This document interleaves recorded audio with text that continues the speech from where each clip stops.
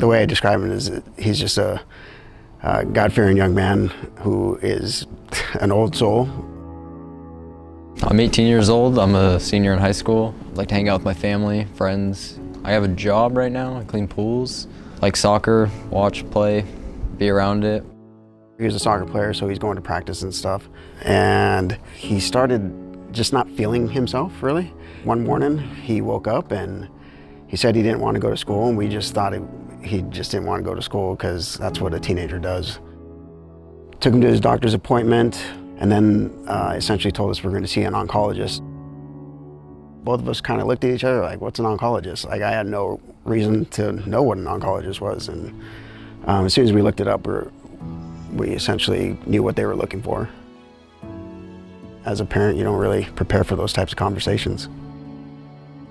Very mad, devastated for about like 2 days, and kind of always have a mindset as it could be worse, you know? I just keep my faith through everything, and it just makes it a lot easier. Just halfway through his sophomore year, had just got his driver's license, been driving for 6 months. Immediately after diagnosis, it's no school. He was homebound for a year. So your life as a sophomore teenager is dramatically put on hold. And just to know how active he was and how it all just stopped.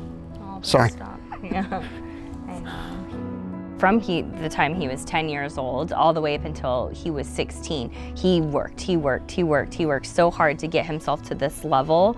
The most devastating thing was that he couldn't play anymore. Thinking I was going to get back to one day, that's kind of just what kept me going, that like knowing that I would be back and playing one day.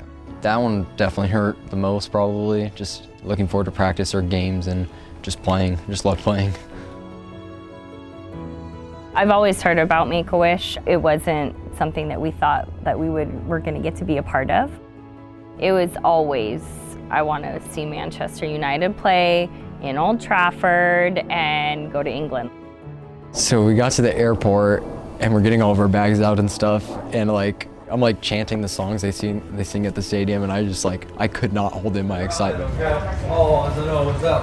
Second day we had the tour, and I remember walking up like the first set of stairs like into seeing like the whole field and stuff. I got like emotional almost, like I was like, dang, I'm really here. Just being there with the crowd, and you know you've seen it on TV so many times, and you always say you wish you could be there and experience, wonder what it's like. It was surreal beyond my wildest imagination. I would have thought it would have been that good.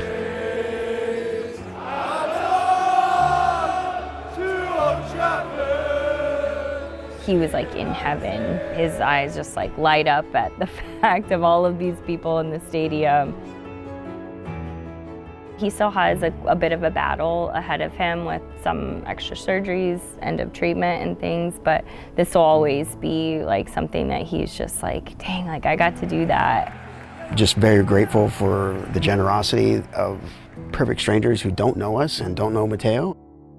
It's almost life-changing, you know, when you give a kid hope for the future and something to look forward to.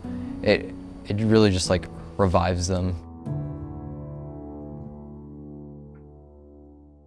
I look to get into coaching. I just know the impact a coach can have on a player, so if I can make one kid that happy, then I know I've done my job. It taught him not only teamwork, but I think most importantly, discipline. His last team that he came off of, he was the captain, and it just says a lot about him, his desire to do something. Whatever he chooses to do next, he'll probably do the same. No, I feel like he impacts me more than probably we impact him or want something more for him. I don't worry about him at all in his future.